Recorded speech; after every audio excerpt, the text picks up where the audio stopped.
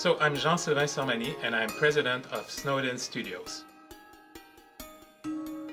Snowden Studios has been founded in 2010 and by industry veteran. In the last couple of years we've been doing a little bit of service. We've been working and collaborating on very exciting AAA titles, and we're now really pleased to be working on our own IP, and Windforge is the first original IP we're producing.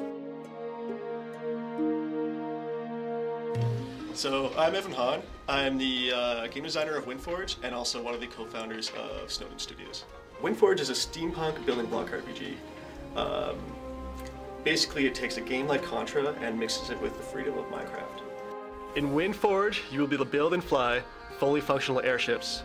We have over 500 items in the game and the list keeps on growing. It has a large, completely destructible procedural world with multiple environment types. And we have an epic storyline that drives gameplay without constricting freedom. In Windforge, you will be able to build anything you want, create anything you want, and destroy anything you want.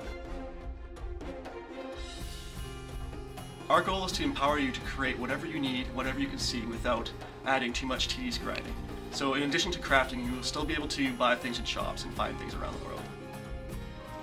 My name is Tara Phillips. I'm one of the artists here at Snowden Studios.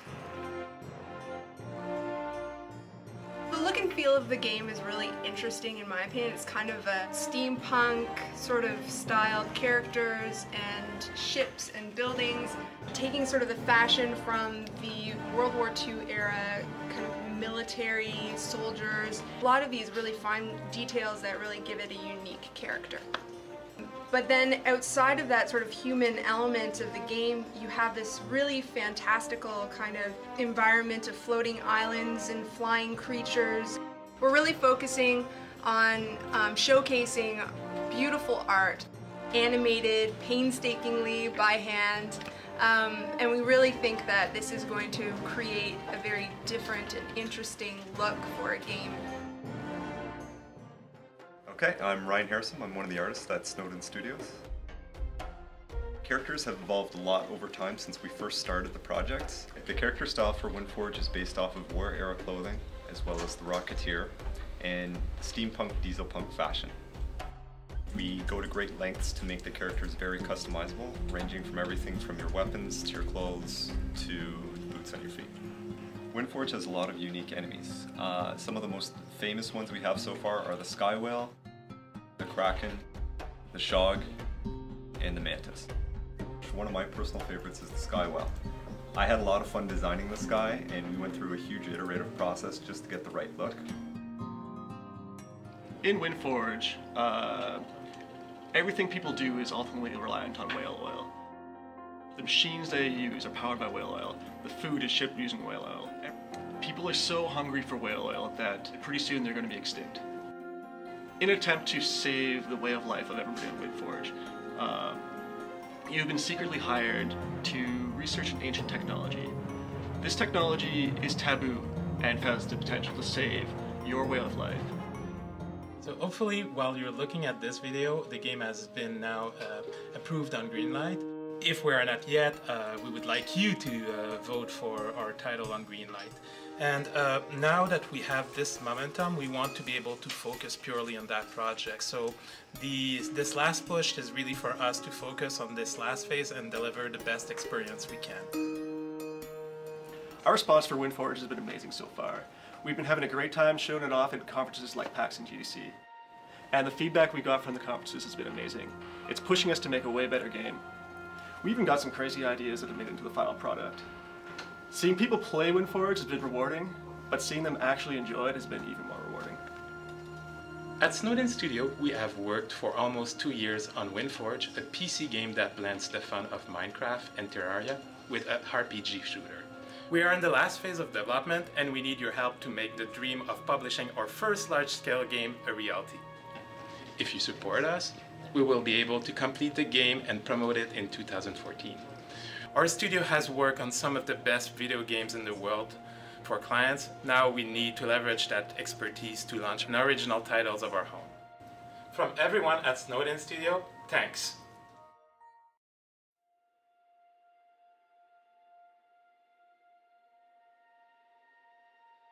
And welcome to the Obsolete Gamer Show. My name is Jay Ilarock, and I'm happy to be with you on another episode. And over the last couple of weeks, you've seen us talking about a number of Kickstarters. And the thing about Kickstarter that we love the most is that we get to see awesome projects that might otherwise not get the publicity or even the funding that they deserve. So a lot of times we reach out to people, sometimes people reach out to us, and if we see something that we like, we really want to support it and do as much as we can to make sure that it gets made, especially if it has a retro gaming twist. So on today's show, we're really proud to be talking with Evan Hahn, who is working on Windforge, which is a Kickstarter campaign that's going on right now.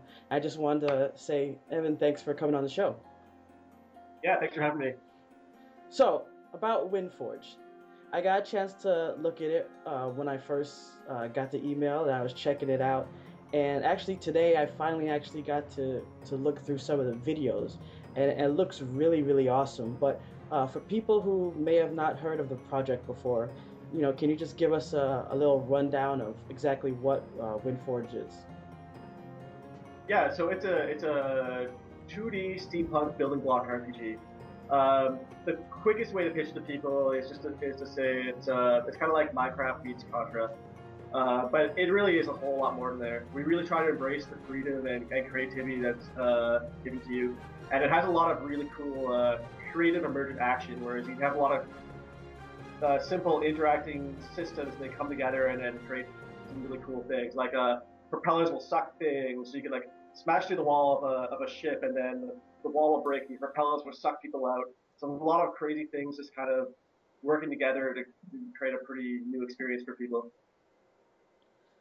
Yeah, so with the Contra theme, anyone who really knows anything about classic gaming should be familiar with Contra. You had like the side-scrolling shooting action, and I noticed that in this game that you have that, and like you said, you have the Minecraft feel because you move things around and build. Like one of the videos that I saw first was of the airship that you could use to move around. How did you come up with the idea of mixing those two, like having a ship that's flying around and then but also mixing like the platform jumping action? Well, so we knew we wanted to make a 2D action RPG. Uh, Contra is probably one of my favorite for gameplay wise. The biggest thing that I like is just the freedom of movement, where you can shoot in all directions and jump around and stuff like that. It's a little bit there's a lot more freedom in that than say Contra, where you're usually just moving from left to right, and so I mean you basically can go wherever you want to go. But that kind of action is one of the big things we want to capture. A lot of jumping and dodging bullets and that kind of thing as well. And another part about it is you also have like crafting and things like that. So that's where the RPG side comes in, where you actually have to, you're not just running and gunning. You have to plan out where you're going, make sure that you're heading in the right direction, looking for pitfalls and things like that. Can you tell us more about the RPG Minecraft, as you said, side of the game? Yeah, so we have a very large world. I don't know if you got to see the newest video we did about the world for this. Yes. Um, so we have a large, well thought out world that you can explore. Currently, I believe we have about 558 areas you can explore. So each one is fairly large. So there's quite a lot of space there. Um, and so the RPG aspect of it, there's a storyline and quest to drive you through the experience. Um, your character will have stats. You have outfits. You have a ship, or you have actually have multiple ships you can build. Building ships is a lot like Lego or Minecraft if you're familiar with that. And all the parts of the ship are functional as well. So like more propellers and different types of propellers to make it go faster. There's engines to power everything. Different guns you can mount on your ships and so on. And since everything breaks, it's also a very dynamic experience because you might have to improvise if your guns go out or if your ships go out. You might have to like use something else and use a different way to attack your enemy. Maybe board their ship, brace yourself for impact if you crash land and that kind of thing as well. So that's a lot of what that aspect of the game is. And originally, how did the idea come about? Like when you got together and you said I want to create or I want to put together this game. Like But I mean, was it directly like? Did you think to yourself beforehand, Contra and Minecraft, or was it other things? And in the end, it kind of developed into that to give people a visual of what it would be. Um, so we definitely took a lot of inspiration at the beginning from Minecraft and Terraria, basically. Um, but we wanted to make the gameplay a little bit more action packed. So that's where we kind of brought in the Contra. So there's a lot more bullets and dodging and shooting and so on. We also really like the idea of having buildable vehicles, and so that's where the airships came from. And so once we had that kind of base to work from, we kind of spread it out from there. Since it was a 2D game and we wanted flying airships, it made sense to have floating islands. And so we started envisioning what like a planet made out of floating islands would look like, and that's where we got all the different layers of atmosphere and so on. So kind of from that base, we kind of just kind of kept on adding and extrapolating from there. And then at what point was it decided that you guys were going to go the Kickstarter route? I mean, obviously Kickstarter is a really, great website that allows you to get the work out and get people to fund it. But also there's now a lot of other different programs out there that, is trying to jump on that bandwagon. But was it from the beginning, did you say, I wanted to make this a crowdfunding game? I mean, funding it has been a challenge for us throughout the timeline. We got a little bit of funding from the government to get started, but that only got us so far. And a lot of the other funding came from doing our own contract work. So we would help pay our bills and so on by taking contracts for other people. I mean, one of the biggest and favorite contracts we worked on was a Deus Ex Human Revolution, so we helped them out with different parts of that. But all of that also distracts us from making the real game, since to stay competitive, you only make so much money, and so you have to keep on doing the projects. It always robs people away from us, from Windforge, and that's our passion project. So Kickstarter is a solution to that, so we can get some funds that are dedicated to the game, so we can dedicate people to it and to make the best game that we can. Now, as far as the team that works on this, as in the gamer profile that we have up on Obsolete Gamer, you're part of Snowden Studios. Is everyone of the team working on Windforge part of that studio as well? Yeah, everybody working on Windforge is part of the studio, except for the sound guy. We contract out to him, but he's a local developer here in Ottawa, and we worked with him a lot before, so we got a lot of good chemistry there. And as far as Snowden Studios, yeah, I looked on the page and I saw other work as well. So, like you said, you guys do contract work, but you've also worked on other games and stuff before, correct? That's right. With other companies that we've worked with in the past, we've worked on some other pretty large titles, like Need for Speed and some of the Far Cry games we have on our portfolio, or like other people have worked on and so on. So there's some pretty big titles. So we have people from Ubisoft, people from EA, people from like Fuel Industries, which is a local company in Ottawa, and so on. Now, what were some of the challenges? Because that's one of the things I like to ask when I see Kickstarter campaign, because I hear about, people will say things like, you have to know how to put together the right kind of page, get the right kind of marketing, make sure that the word gets out. Because, I mean, anyone that's spent any time looking at Kickstarter can see that there's, a lot of people that throw out projects haphazardly. They haven't really put the time in. When I look at your page, I mean, I see it has everything that I think that anyone who's interested in contributing to a campaign, want to see. I went to like I said, I saw the website for Snowden Studios. I also saw the wiki page. You have the YouTube with the videos. So was it a matter of just, seeing other campaigns and you said to yourself, I need to put together all these elements so people know exactly what they're getting so you could get that funding? Yeah, so we did a bit of research before we started. I mean, even with the research, we kind of made some mistakes probably and learned as we went on. So I'm sure our next Kickstarter will be even smoother. It's kind of one of those things where you don't really know what to expect until you start rolling with it. And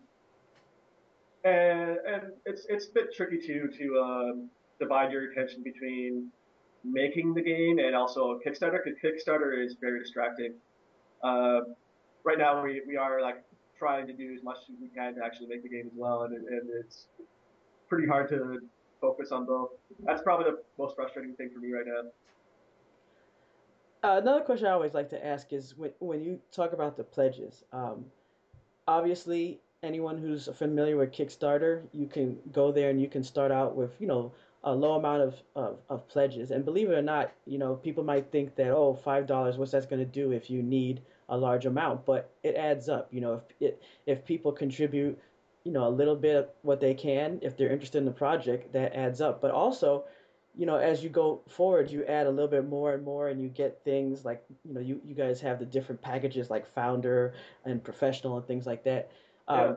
How did you decide like what you would give out based on the level of the pledge? Partially from like comparing with other Kickstarter campaigns. Partially, there's certain rewards and something like that will cost us certain things. Like we have a few physical rewards which will actually cost us money to produce. Other ones, like the higher tier rewards, like making ships and making towns, are more expensive for us in the way that we have to actually work with people, so it'll take our time away from making the rest of the game.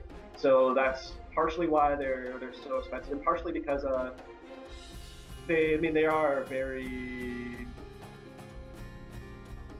like exclusive and like they're like if you're interested in like putting yourself in the game, these are definitely the cream of the crop. That's it. So that's probably a lot of the thought process behind our rewards and so on. Cool, very cool. Now back to the game itself. Obviously, seeing the airships, I don't know, like ever since playing Final Fantasy back in the day, that's really where I got my first look at airships, and it's like I've always loved the idea.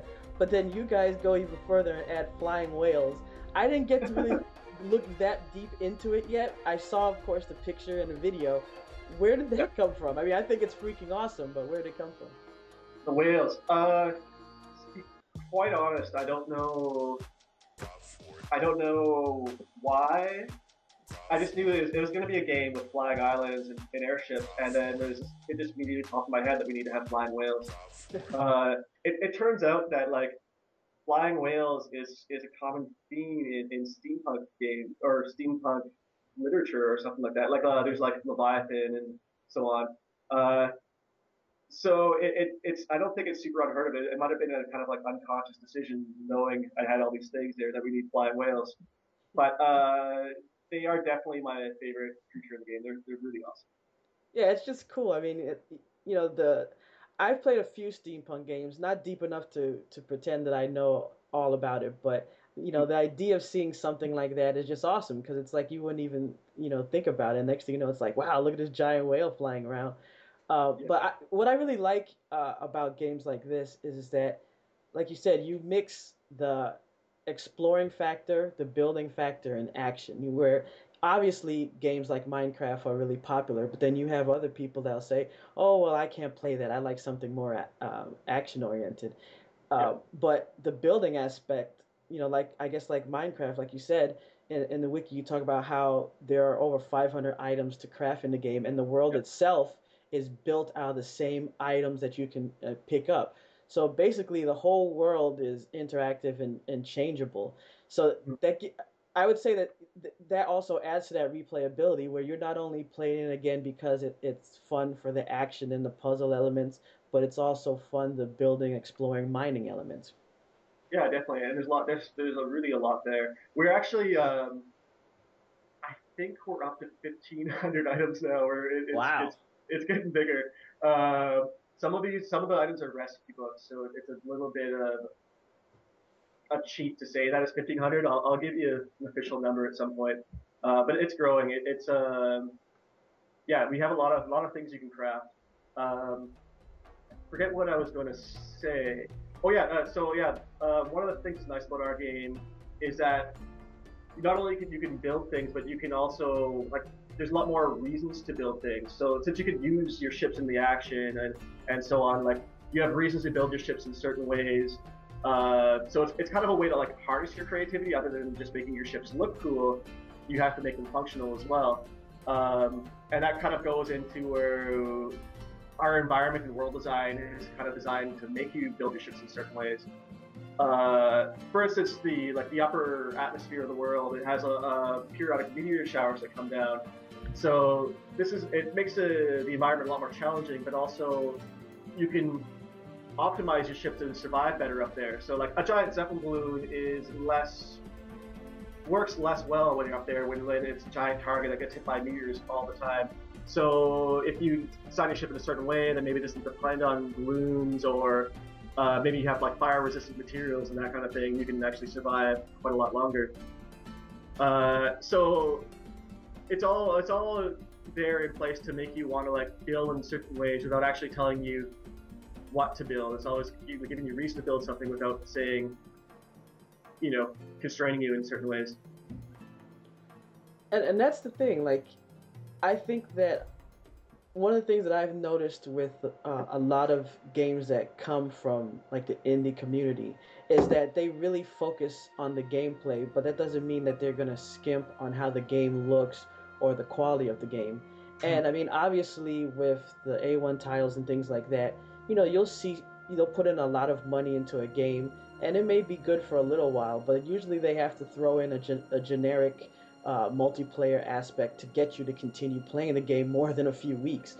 Where games like this is something that you continue to come back over and over again and play and actually enjoy playing. It's not like you have to purchase downloaded content or things like that to continue enjoying the game. And I noticed that, along with the building, mining aspect, the destructible worlds, there's also, it's dynamic as it changes, because like in the wiki says, you mine and you do things like that change the world. But it also talks about players will be faced with choices. I didn't get to look too much more into that. Could you give us an example of like what those choices are that would change and affect the world?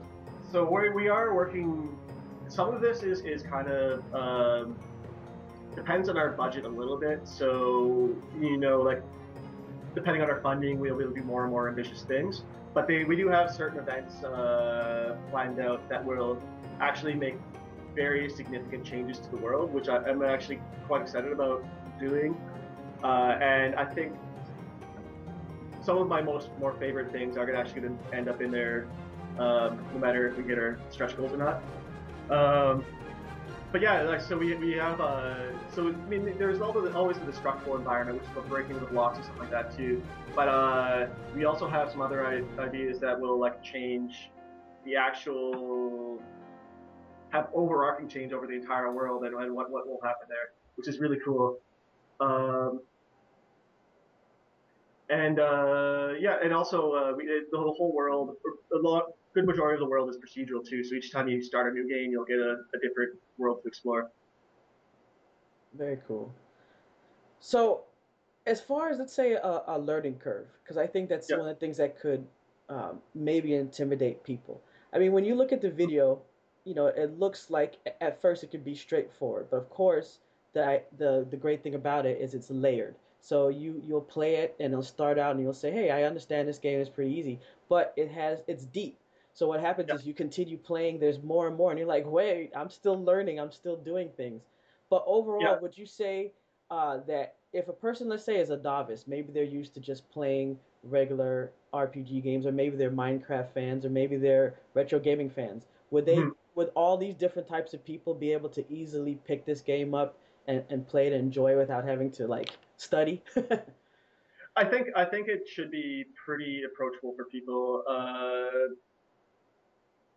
The start of the story is laid out to kind of give you a bit more of a progression as far as that's concerned. So the first little bit, you only really have to worry about getting around and shooting things, and then the second little bit is kind of teaching you how ships work and how to like construct a ship and all that. So it's all kind of like giving you two piecemeal, smaller manageable chunks, and then eventually the world will open up. You'll have a lot more freedom to do whatever you want and so on. But by that time, you should have a lot more of an understanding of how to actually play. We really don't want to make you like consult a wiki or something outside of the game to be able to properly play this game. Right. So hopefully that'll be the case. I really think it is. There is a lot of ways to approach problems too. So if you are like a really good run and gun action gamer, you'll probably do that and succeed quite well. But if you aren't quite making it, you can actually solve your problems in different ways. Like if you have like a tough enemy, maybe you can just build a wall in front of you and then dig under him or other things like that. So there are a lot of ways to approach a problem. So hopefully that will solve some of the like make it appealing for lots of different types of gamers. It's hard to appeal to everybody. So we got to do a lot of play testing there and see what kind of gamers enjoy the games and how they approach different things and so on. Yeah, I think that's good because you have most of the time I've seen this in like as far as action is concerned in some of the FPS single player campaigns where you might have an option to either go stealth, kill nobody, only take out certain people, or you can run and gun. So I mean, here it takes it to another level where you can either build your way out of it, shoot your way out of it, a combination of the both, things like that. As far as your experience though with gaming, since we started with the gamer profile, you talked about XCOM as being one of your favorite games. What did you start out, playing? Like, what were the games that you grew up with and that like influenced you to become, a designer and programmer? Yeah. I started out playing games on the Commodore 64 when I was like really little. It's hard to say how influential that was. Games in the Super Nintendo era were very influential on me, and then kind of that early PC thing. I feel like around when Duke Nukem 3D came out, that's when I was like, oh man, I really want to be like a game developer, because I started making Duke levels and so on, and I kind of like maybe really start to like enjoy making games, and it actually made it a lot more approachable, and that didn't seem like a thing that you could actually do. Nice. So those are influential games. I'm a big Street Fighter fan as well. Definitely Contra. Definitely a lot of the classic RPGs as well. So there's a lot of games. Back in the day, a lot of them are actually old classic games because that's when I had the most time to play games. Now I'm spending most of my time making them, so I don't have a lot of time to try the new things anymore. Yeah, I love talking classic games, but sadly, with life, there's so little time to actually play. What made you go with XCOM as one of your favorites for the gamer profile? It was it was actually quite influential on me. Like that, I love that kind of gameplay of researching things, and tactical combat I love that kind of strategy. There's also a lot of ways to explore the game, not just like exploration as in exploration territory, but like researching things and then kind of working with the systems to kind of get you advantages and so on. So I found that very interesting. And it's also kind of a cool aspect where you can name your characters over people. So you kind of like throw these weird attachments for people that are almost like faceless, and it's kind of a weird phenomenon that's kind of very effective, I find. So that's pretty cool. I mean, System Shock games. We're also almost going to be on the list as well, or my choice. But especially like System Shock 2, I thought was quite awesome. Excellent game. Yeah. But yeah, I found actually it was a really hard choice for me to pick them.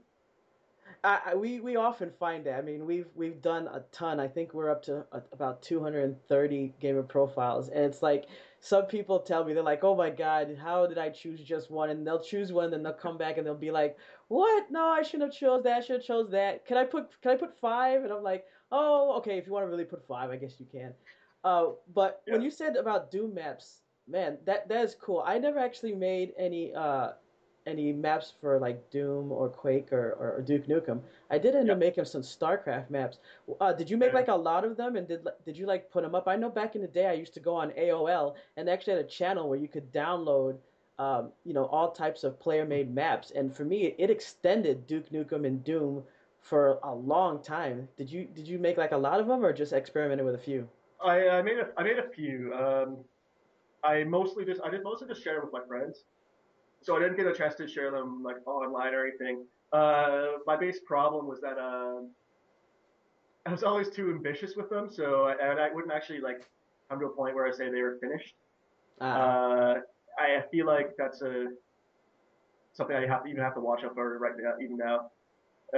Windforge is a very ambitious game, and and so on. Right? oh, definitely.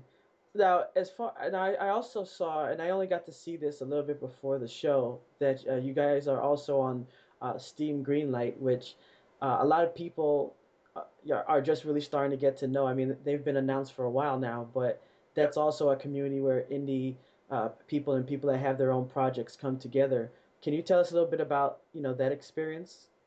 Yeah, Greenlight has been we've been on Greenlight for quite a while now. It's been challenging. It's there's no way you'll ever get through it unless you do external marketing and bring people in. And actually, since we started Kickstarter, it's helped us a lot on the Greenlight side as well. Um, we should have. It might have been advantage like better for us to join Greenlight when we were further along in Windforge than when we did. When we first joined Greenlight, we just put whatever we had up there. But at that point in time, our screenshots weren't looking so good, and we weren't nearly as good at like pitching the game. So I feel like our initial impressions weren't as good as they could have been. Unfortunately, like because like with those games, you're just kind of flipping through, and if you don't see screenshots right away that catch your eye, you just kind of skip over it or say no. Uh, so it was a bit of a learning experience there. We are actually doing quite well on it now. We're in the top 100. We're in the 60s. It kind of Nice. fluctuates now. So I'm definitely optimistic on our chances there now. Now, as far as feedback, you guys are doing pretty decent. I mean, you still have a little ways to go, so we definitely want to see you get the funding that you need in Yep. time. But overall, how would you say the reception has been from like people who have either messaged you or contacted you or donated, emailed you, comments, things like that? Yeah. It's ever since we did update our art and our screenshots, the feedback's been very positive. In fact, I'm having trouble even picturing negative feedback ever since we updated our art. So that's very encouraging. It's the one big thing that people are asking for that's really hard for us to provide is multiplayer, which is one thing that we would like to do eventually, but it's quite expensive for us to add multiplayer. It's one of our stretch goals right now. It's our highest priority stretch goal, but it's also it needs a lot of money and a lot of time. Besides multiplayer, are there any other questions or requests that you've seen that was either sent to you or sent to anyone on the team about the game that you'd like to address? Um, there's nothing that's coming to mind, and actually, some of them have made it in the game. Some of the feedback we got a lot of good feedback from PAX, for example, and one of the things that a lot of people wanted to do is be able to make ships out of whale corpses. Oh man. So, because like we had them at PAX, we had them so they were mineable and so on, so you could kill a whale and like dig in them just like a regular island and so on, harvest meat blocks and so on. But then people were like, "Well, we want to make a ship and strap a balloon on and fly the whales around." So we actually made that happen. We do try to listen to feedback as much as possible, and this is the kind of game that's very receptive to ideas. A lot of like most of the ideas that people tell me make a lot of sense and would be good for the game. We just have to manage the feature creep a little bit. Very cool. Now, and as far as the characters, you have the, of course, name, gender, hair color, but you also have something that's a little bit different. The hometown, which chooses the initial stats of the character, and then the profession. Can you tell us about those two choices when someone is creating their character? Yeah, so well, you only have one selection. So as you pick your hometown, that will choose your profession, and then um, basically choosing that stuff will change what your starting outfit is and your starting stats.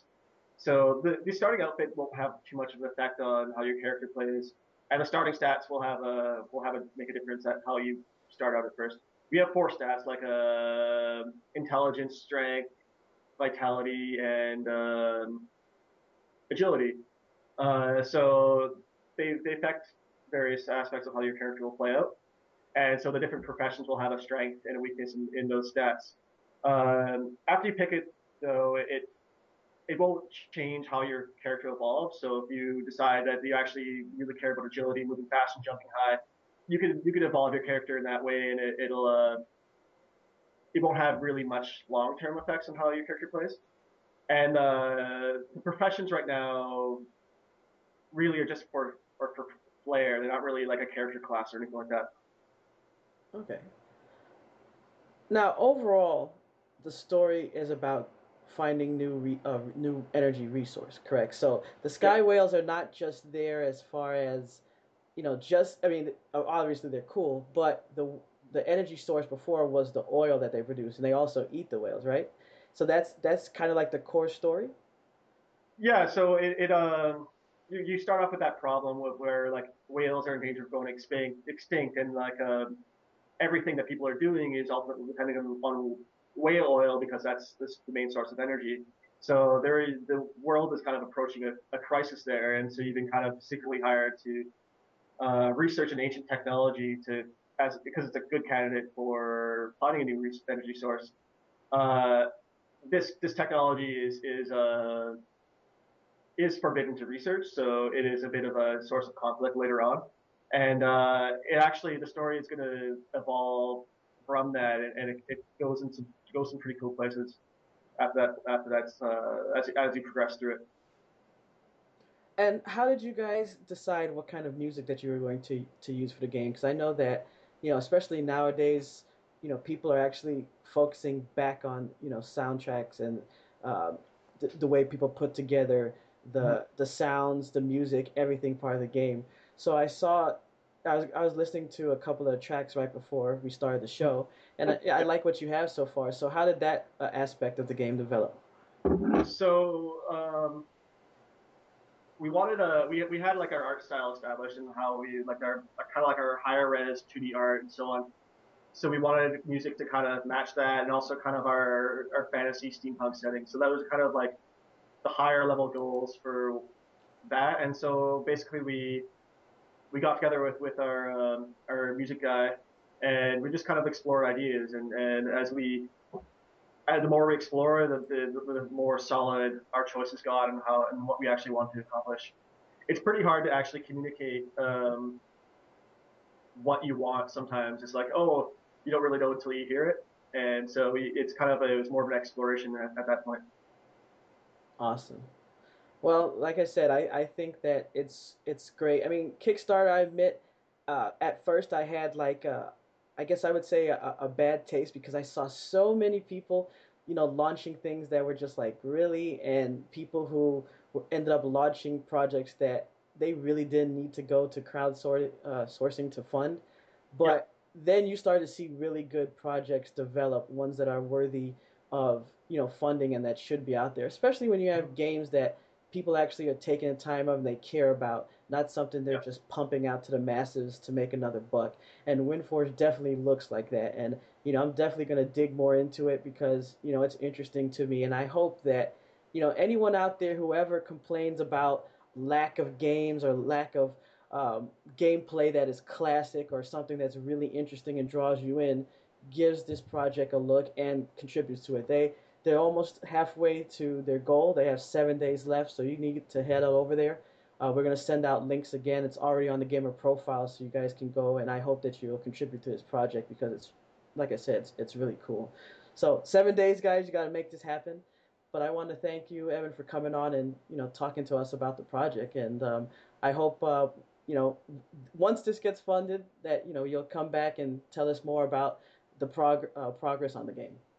Great. Yeah. Thanks. Yeah. Anytime I'll come back on for sure. All right, awesome. All right, everybody. Once again, this has been the Obsolete Gamer Show. Thank you guys for coming out and watching us, listening to us. We're going to be encoding this, so it'll show up on our YouTube page, and we're also going to be converting this so that you can listen to it on our podcast, and you'll also be able to see this on Evan's Gamer profile once it's all compiled. So that should be done pretty soon. But until next time, remember.